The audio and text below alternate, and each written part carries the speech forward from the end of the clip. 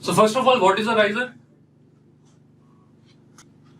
Riser is a reservoir. Riser is a reservoir for supplying molten metal for which shrinkages? Riser is a reservoir for supplying molten metal to compensate for which shrinkages? Can you tell me?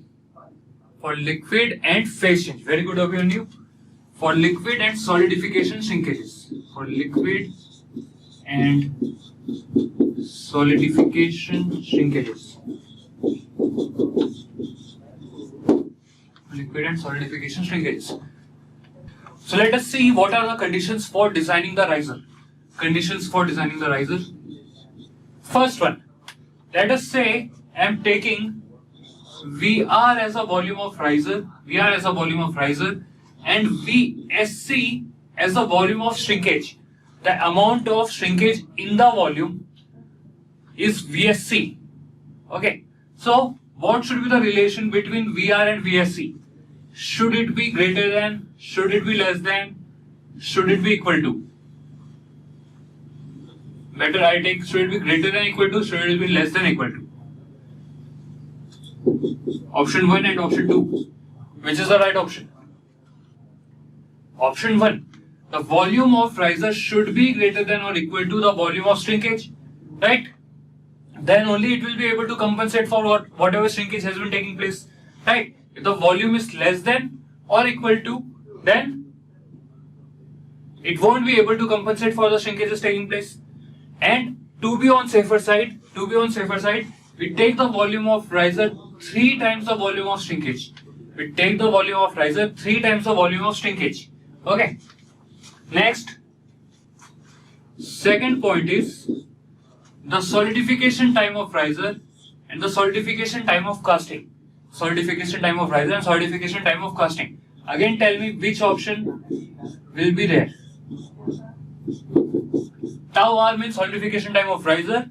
Tau C means solidification time of casting. The solidification time of riser should be greater than or should be less than the solidification time of casting. Trishal is saying option 1. The solidification time of riser has to be greater than solidification time of casting. Why? Because if it is solidifying faster than casting, then it won't be able to compensate for the shrinkages taking place in the casting. Hence, the solidification time of riser has to be greater than or equal to the solidification time of casting. Right? So this one, volume of riser greater than or equal to 3 times the volume of shrinkage, is called as the necessary condition, and this one is called as sufficient condition. Volume of riser greater than or equal to 3 times the volume of shrinkage is necessary. Solidification time of riser greater than or equal to the solidification time of casting is sufficient condition. So VR here is volume of riser is the volume of shrinkage. Tau R, solidification time of riser. Tau C is the solidification time of casting. Okay. Next is the location of riser. Where should we? Why 3 times VSC? That is just you can say empirical formula. On the basis of experiments, they have found it should be greater than or equal to 3 times the volume of shrinkage. But even this value 3, it can change. Like sometimes in question they have mentioned directly consider the volume of riser as 2 times the volume of shrinkage. Okay, so it is just an empirical formula. There is no proper derivation for this. Then, okay, location of riser. Let's see the location of riser. Let's say that we have a casting of uniform thickness. This is a casted component. It is having thickness uniform throughout. So where should we keep the riser in this? First one is uniform thickness. Vishesh, we are just considering the riser design. These are the conditions for the riser design. This is self-explanatory. Please go through this. Okay. Now we are talking about the location of riser. Uniform thickness. For a uniform thickness casting, where should we keep the riser? For uniform thickness casting, we'll keep the riser near the center. We'll keep the riser on the top at the center. For non-uniform thickness, let's say for non-uniform thickness, where will you keep it? For non-uniform thickness, where will you keep the riser? I draw the diagram here. If you are keeping, for uniform thickness I am talking, if you are keeping the riser at the center, it will be able to feed in this direction also. It will be able to feed in this direction also. That is what I am trying to explain here. Okay. The riser will be able to feed equally in both the directions. For non-uniform thickness, we have a thick section and we have a thin section. Okay. Now in this case, where will you keep the riser? Here, first or the second one? Above the first position or above the second position? Where will you keep the riser? There is a thicker portion, there is a thin portion. Where will you keep the riser? Vishal is saying first point. Anyone saying second point? Danish, placing the riser at the joint is difficult, so that's why we want to keeping it at the joint. We'll keep it on the thicker portion. We'll keep it on the thicker portion. Let's see why not on the thin portion. What if we keep the riser on the thin section? Let's suppose I am keeping the riser here. Okay. So as I told you that solidification always starts from the mold wall. So the solidification will start from here. It will start from here. It will start from here. Right. So this solidification will keep moving forward. And since this is a thinner portion, this portion will get solidified first. This portion will get solidified first. If this portion is solidified, the passage of the riser, the passage of the molten metal in the riser is blocked. The passage of the molten metal in the riser is blocked. Hence, it won't be able to compensate for the shrinkages taking place in the thicker portion. It won't be able to compensate for the shrinkages taking place in the thicker portion. I'll repeat. If you have a thin section and if you have a thick section, the thicker section will solidify later, the thinner section will solidify first. So if you are keeping the riser over the thinner section, then there is a very high chance that the passage of the molten metal will be blocked because of the solidification of the molten metal inside the thinner section. That's why whenever we have a thin and a thick section, we always keep the riser over the thicker section. Okay. If it is a top view, this was a front view, this was a front view. Whatever be the case, we'll keep it on the thicker portion. We're keeping the riser here. How do I draw the top view for this? Even the top view will look like that only, right? Top view, let us say this is the top view. This is a thicker section. This much is a thicker section. Okay, in case of top view, by looking at the top view, you cannot tell where to keep the riser. This is how the top view will look, right? Danish. If you are looking at it from the top, this is how it will look. We should keep it at the joining plate. No. If we are keeping the riser somewhere here, it is very difficult to place the riser. And there is no problem in placing the riser here. What's the problem if you place the riser here? Danish? Already this portion is getting solidified slowly. This portion gets solidified first. So it can easily compensate for the shrinkages taking place in the thinner portion. So there is no problem in placing the riser above the thicker portion. Right? If there is a L-shaped top view, you are saying. Okay. So let's say this is the top view of the shape L. So here again, you will keep the riser here. You keep the riser on the top of the thicker portion. Right? Because here this is the thickness, here this is the thickness. Non-uniform thickness.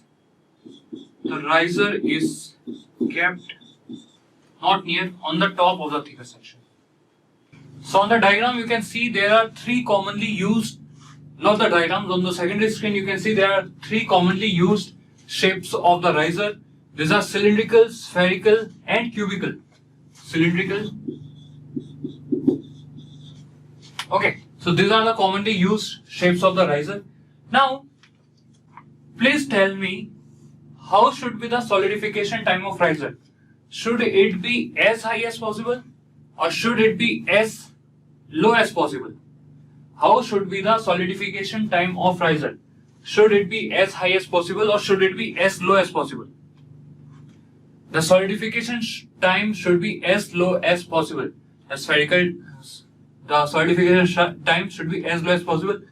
Then, no. I'm talking about solidification time. Should it be high or should it be low? I'm not talking about rate of solidification, I'm talking about time. Yeah, if the solidification time of riser is low, there are chances that the casting will solidify before the solidification of, the riser will solidify before the solidification of casting, right? That's why we try to keep the solidification time of riser as high as possible. Solidification time of riser as high as possible. So, how is solidification taking place? Let's say difference between rate and time. Sort of rate and time are inversely proportional, you can say. If the solidification rate is high, the solidification time will be less. If the solidification rate is less, the solidification time will be more, right? Let's suppose there is a water, there is a bottle in which I have water. Okay, I want to freeze the water that is inside this bottle. So what I'll have to do? I'll have to transfer heat. I'll have to remove the heat from the bottle. The removal of the heat will depend upon which properties of the bottle. Like if I talk about geometry, the removal of the heat will depend upon which properties? The heat removal rate will depend upon the surface area and the volume. It will depend upon the surface area and the volume. Whatever heat is being removed, it is removed through the area, right? It is removed through the area. Higher the area, more will be the heat removed. Lower the area, less will be the heat removed, right? So if you want to increase the solidification time, you will have to minimize the area. Right? You will have to minimize the area. High solidification time in riser. To get high solidification time in riser, the rate of heat transfer should be minimum. Hence, the rate of heat transfer should be minimum. Hence, the area should be minimum. Hence, the surface area should be minimum. For a given mass, the sphere has less volume. So, if the volumes are same, then which one will have minimum area? That one will perform the best. For same volume, whichever riser is giving us the minimum area, that riser will be performing best. Okay. Let us take first cylindrical risers. Let us first take the cylindrical risers. The cylindrical risers can be of two types. One is called as the top cylindrical riser and the other one is called as side cylindrical riser. Let us say this is the casting that you want to make. If the riser is on top of it, it is called as top cylindrical riser. If the riser is on the side, it is called as side cylindrical riser.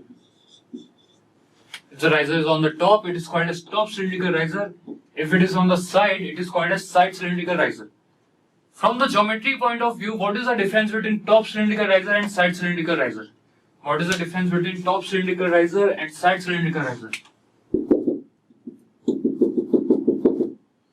You can see in top cylindrical riser, the heat transfer is taking place through these surfaces. This surface heat transfer will take place, this surface heat transfer will take place, and then this surface also heat transfer will take place.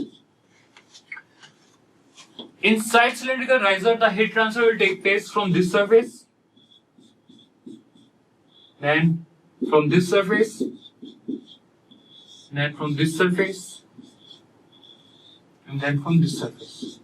So overall, you can say for a given cylinder, the heat transfer is taking place from all the faces in side cylindrical riser, and in top cylindrical riser, no heat transfer is taking place from the bottom face.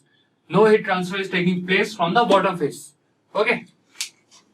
For minimum surface area, what should be the relation between the diameter and the height in a top cylindrical riser?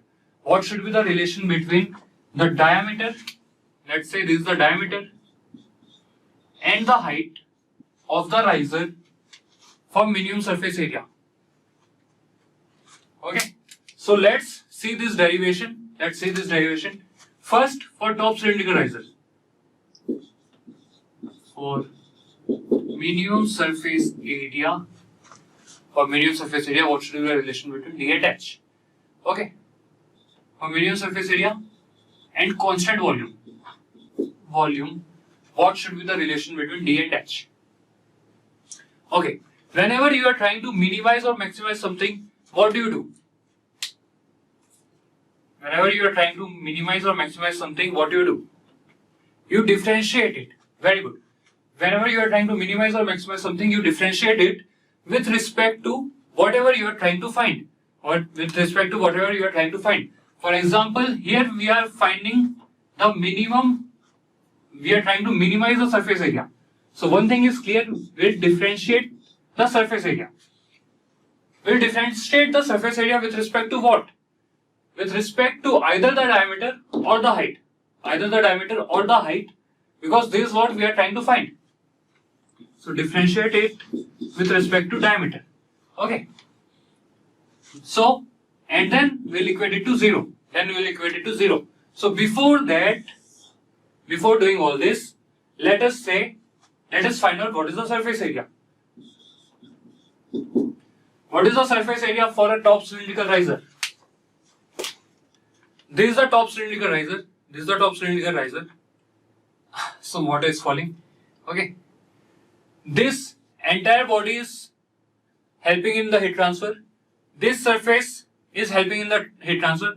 The bottom surface is not helping in the heat transfer. The bottom surface is open for the flow of the molten metal. Okay. So we won't consider the bottom surface. We'll consider the body and we'll consider the top surface. So pi dh plus pi d square. Right. Pi by 4 d square. Pi dh, this is the surface area of the body. Then the surface area of the top surface. Plus pi by 4 d square. Sorry, I've used capital D, right? So I'll use capital D here also. Pi dh plus pi by 4 capital D square. Okay. Now let's differentiate the surface area. Now, again, whenever you are differentiating something with respect to the other thing, for example, in our case, we are differentiating the surface area with respect to the diameter. So we have to simplify the surface area in form of diameter. We'll have to write the surface area in form of diameter. Okay. So here, pi by 4 d square, it is already in the form of diameter. Then we have pi dh. So this h also will have to write in terms of some constant and diameter. Right?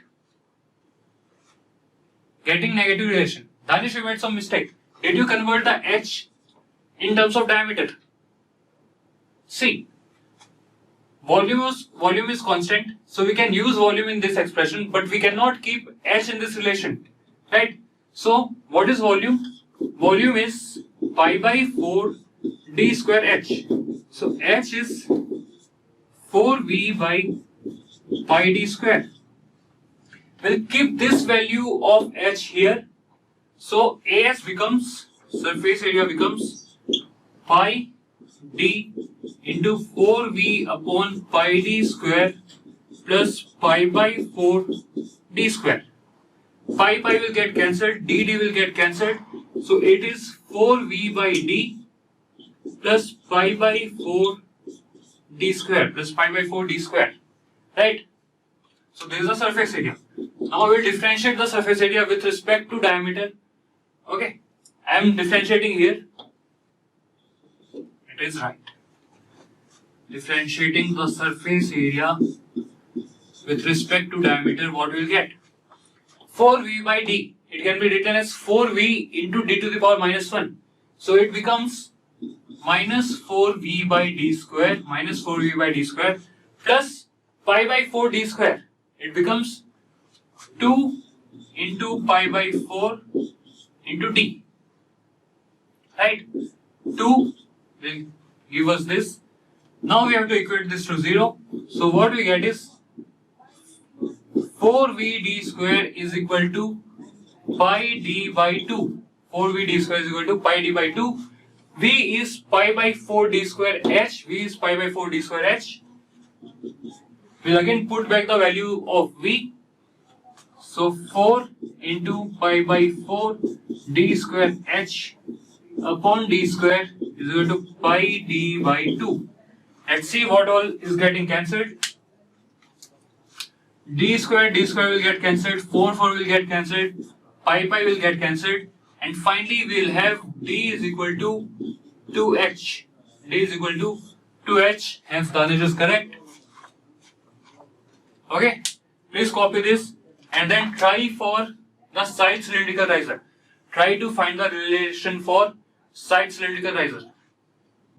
Trisha, here see what we had, 4v by d, 4v by d. So it can be written as 4v into d to the power minus 1, d to the power minus 1. So when you differentiate this 4v into d to the power minus 1, the minus will come forward and it will become minus 4v d to the power minus 2. So d to the power minus 2 can be written as d square in the denominator.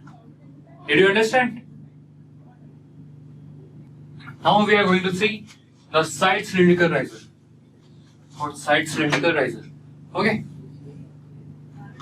For medium surface area and constant volume, what should be the relation between D and H? So, what is the surface area this time? This time we have to consider the bottom area also, right? We have to consider the bottom area also. So, the body is pi dh, plus top and the bottom surface, that is 2 into pi by 4 d square, that is 2 into pi by 4 d square, right?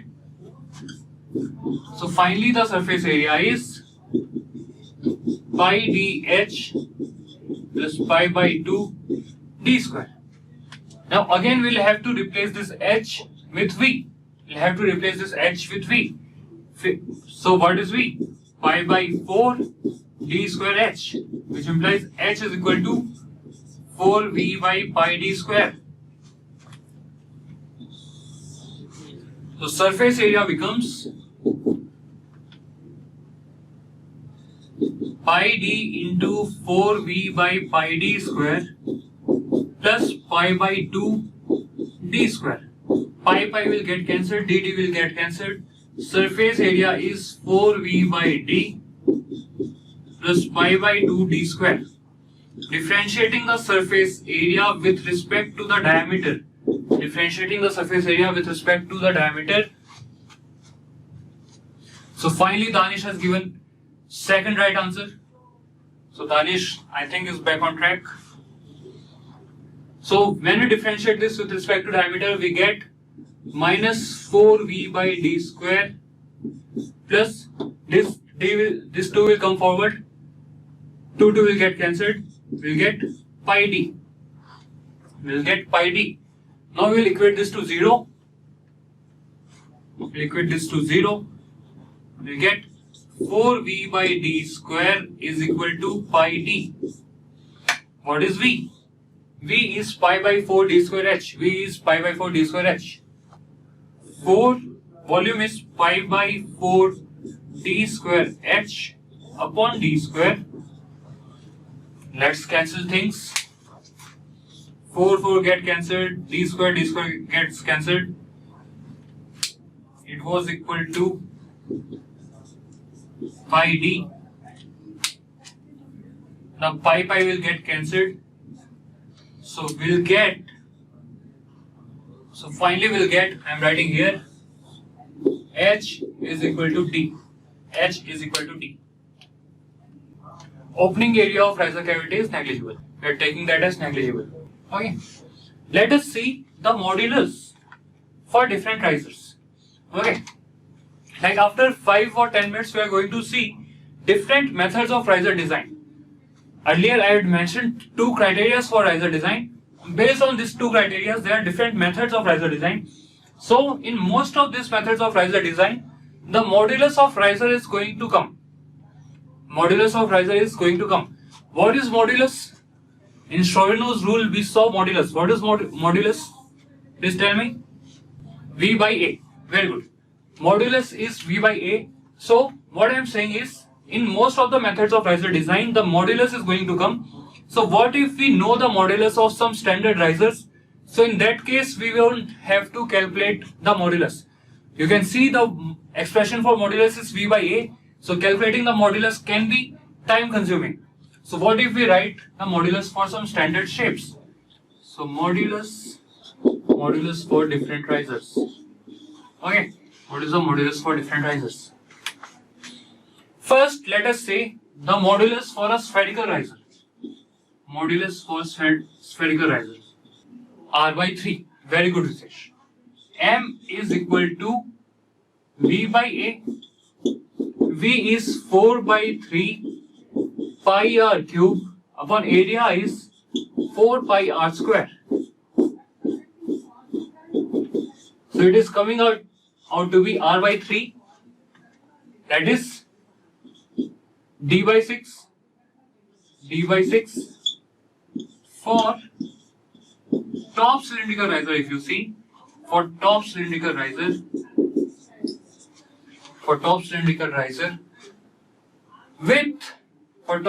riser with d is equal to 2h. D equals to 2h. If you calculate for this case also you will get m as d by 6. If you calculate this, for this case also you will get m as d by 6. Okay. D is equal to 2h only we had calculated, right? So if I have all of your attention, I want to tell one thing important here. For all top cylindrical risers, the modulus will not be equal to d by 6. The modulus will not be equal to d by 6. Only for the top cylindrical risers for which d is equal to 2h. The modulus will be d by 6. So in the question, if you see top cylindrical riser, you cannot simply take the modulus as d by 6. You have to see if the diameter is 2 times the height. If the diameter is 2 times the height, then only you can take modulus as d by 6. Okay? Please take care of that. And same thing with side cylindrical riser. For side cylindrical riser, d equal to h. For side cylindrical riser with d equal to h, in this case also modulus will be equal to d by 6. Oh, here I have used capital D. So this I am changing as capital D. Please take care of that. Otherwise you may get confused. What is capital D? What is small d? Here again I have used capital D. So I am taking capital M as d by 6. Yeah, Visesh. A is the exposed area. Area through which heat is going to be transferred. Okay. For side cylindrical riser, For side cylindrical riser with d equal to h, m is equal to d by 6. Again, only for side cylindrical riser in which d is equal to h, modulus can be taken as d by 6. If the relation d is equal to h is not given, then you will have to calculate the modulus again. You will have to calculate the modulus again. Okay? So please write these three. Then you can have a look at the secondary screen. There is a question. A cylinder blind riser with diameter d and height h is placed on top of mold cavity of closed type sand mold as shown in the figure.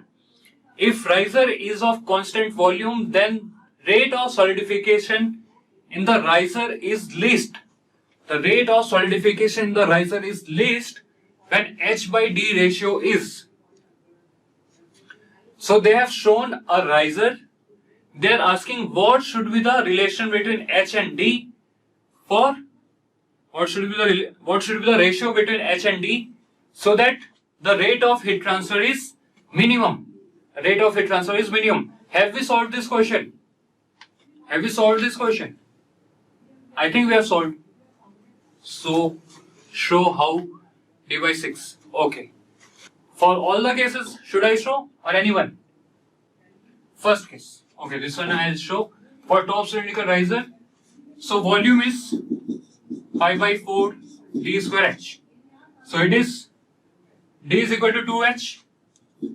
So pi by 4 into 2h whole square into h. It is pi by 4 into 4h square into h.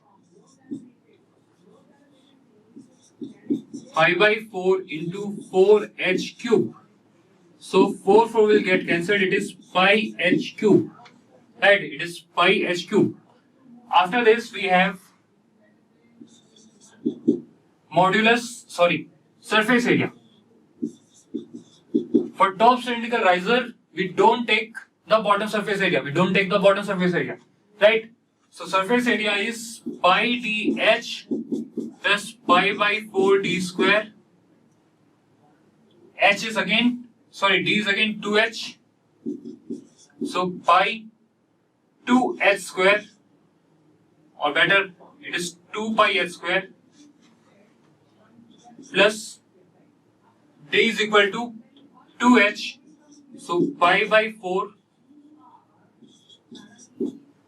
into d is 2h. So it becomes 4h square. 4 will get cancelled. So it is 2 pi h square plus pi h square. It is 3 pi h square.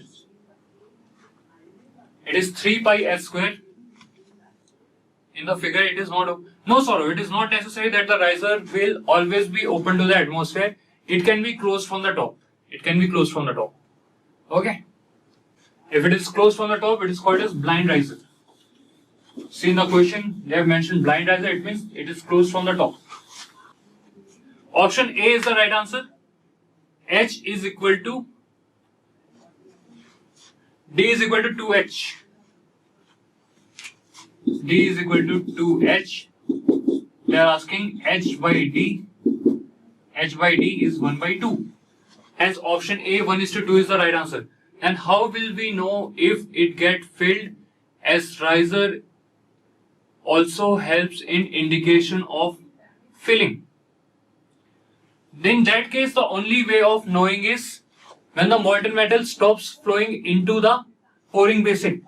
If the molten metal stops flowing into the pouring basin, that is the only way of knowing that the mold has been completely filled, that the cavity has been completely filled. Okay? So let us see the methods of riser design.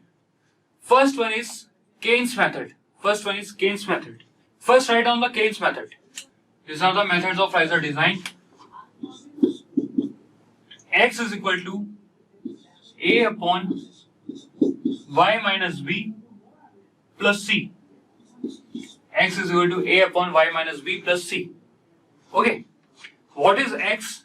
What is y? What is x? What is y? X is called as the freezing ratio. Y is called as volumetric ratio. Here A, B, C are constant. A, B, C are constant. Modulus of riser upon modulus of casting. Volumetric ratio is volume of riser upon volume of casting. Phasing ratio is modulus of riser upon modulus of casting. Volumetric ratio is volume of riser upon volume of casting. So, one way of remembering this is, in both the cases, in the numerator we are having the riser term, in the denominator we are having the casting term. For example, in phasing ratio we have modulus of riser upon modulus of casting. In volumetric ratio we have volume of riser upon volume of casting. Numerator we have the riser term, denominator we have the casting term. Then here we have volumetric. So in the name itself volumetric has come, right? In the name itself volumetric has come. So it means they are talking about the ratio of volume. Volumetric ratio is the ratio of volume. In numerator we will have the volume of riser, in denominator we will have the volume of casting. Then X is freezing ratio. X is freezing ratio. Freezing, that is solidification. Solidification depends on what? It depends on the modulus. So freezing ratio means ratio of the modulus. It is the ratio of the modulus. Again, in the numerator we will have riser, denominator we will have the casting. Okay. So what you will have to do in this is, the values of the constant A, B, C will be given. The values of the constant A, B, C will be given, and the dimensions of casting will be given. Dimensions of casting will be given. A, B, C will be given. On the basis of dimensions of casting, calculate the modulus of casting, calculate the volume of casting. Okay. Put modulus of casting, volume of casting, A, B, C in the equation. Put these values in the equation. Find the volume of riser and modulus of riser. Find the volume of riser and modulus of riser. Sir, we know what should be the volume of riser, we know where to place it, we know the reaction bit relation. What are we designing now? No, Vishesh, we don't know all this. See, first point is, sir, we know what should be the volume of riser. Okay, most probably you are saying the volume of riser must be greater than or equal to 3 times the volume of shrinkage, right? Are you talking about that? Yeah. So it is not necessary that always we'll have to take that method. That are the two criteria for designing, and based on two criteria, different people have given different methods. Okay. So all this designing is on the basis of those two criteria. Okay. Then your doubt is, we know where to place it. Yeah. We know where to place it. We know the relation between D and H. You know the relation between D and H only for the side cylindrical riser and the top cylindrical riser, right? You don't know how to, like, what should be the diameter for the sphere, what should be the diameter for different cylindrical risers. Based on these criteria, we have to design. Sorry, these are the methods of designing. Those were the conditions. Find VR and MR. From VR and MR, calculate the dia of riser, dia and height of riser. Calculate D and H of the riser. And if no method is given, for example, we are seeing Keynes method, we are seeing modulus method, we are seeing Novel's research method, and we are going to see the shrinkage volume method. If none of these methods are given, then you can design the riser on the basis of the two conditions that have been mentioned. Okay. But if these methods are given, then you have to go by this method. Okay. Different people created different method and they named it after themselves. Okay. Okay, guys. Now the thing is, when you put these values, modulus of casting, volume of casting A, B, C, and you try to solve for volume of riser and modulus of riser, when you try to solve for volume of riser and modulus of riser, it will become an equation of the power 4. It will become an equation of the power 4. So solving that equation is not possible with the online calculator that has been given in the GATE exam. Earlier, there were some chances that you can solve that by using the 991 ES calculator. Hence, the chances of Keynes method coming in the exam is negligible. Keynes method will not be coming in the exam.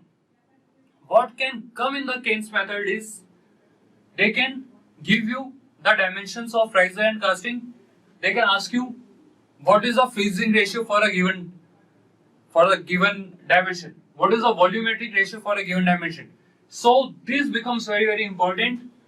That like what is freezing ratio and what is volumetric ratio. Please remember this. Okay.